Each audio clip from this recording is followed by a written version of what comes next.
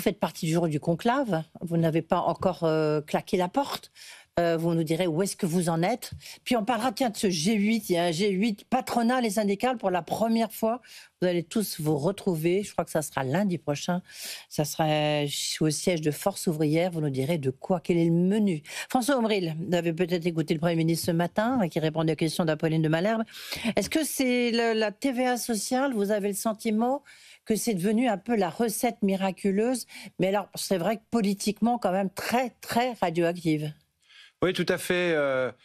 Alors pour nous, à la CFE-CGC, ce n'est pas d'aujourd'hui que l'on dit qu'on a un problème s'agissant de l'assiette du financement pour la protection sociale maladie et famille, qui est quasi totalement assise sur les salaires.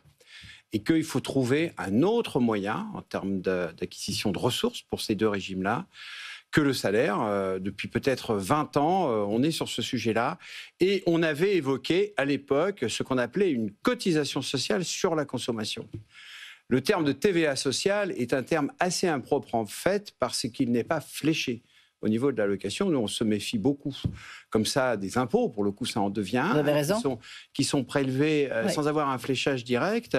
Et par ailleurs, sur le plan technique, je ne vais pas ici rentrer dans le détail. Pour nous, ça ne doit pas être de la nature de la TVA classiquement. Il faut qu'il y ait aussi un retour vis-à-vis des entreprises qui sont à forte intensité de main-d'œuvre. Ça, c'est le premier point.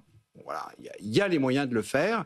Et par ailleurs, il faut bien entendu, au moment où la cotisation patronale, parce qu'on parle de ça, évidemment, la cotisation maladie et la cotisation famille, j'imagine que c'est ça qui est concerné, au moment où on la diminue, voire où on la supprime, eh bien, il faut à l'équivalent, bien entendu, augmenter les salaires pour que les personnes puissent affronter, de fait, cette augmentation des biens à due proportion de cette nouvelle taxe. Alors, déjà une précision, la TVA aujourd'hui, telle qu'elle existe, là, avec ses 4 taux, elle finance en partie les retraites, déjà.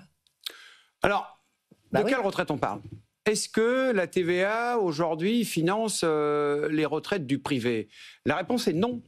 La réponse est non parce que, déjà, sur l'Agirc Arrco, on le sait, régime par points, il est encore excédentaire en 2024. Il y a des réserves qui vont bientôt atteindre 100 milliards d'euros.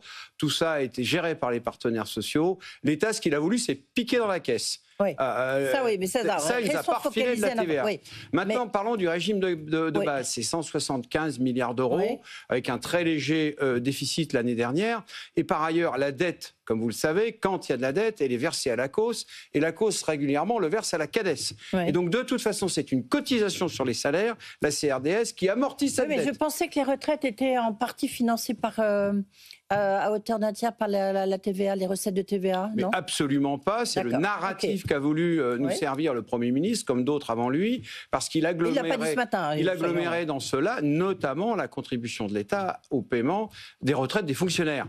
Par ailleurs, il existe aussi, c'est vrai, des interventions de l'État dans certains régimes spéciaux pour lesquels l'État est intervenu avec la loi. Il a différents textes législatifs par le passé, il a modifié les conditions, fermé des régimes, ça a engagé la responsabilité de l'État, donc il y a quelques transferts. Mais dire aujourd'hui que c'est qu'avec la TVA qu'on paye un tiers des retraites, c'est pas seulement, c'est presque du mensonge organisé en fait.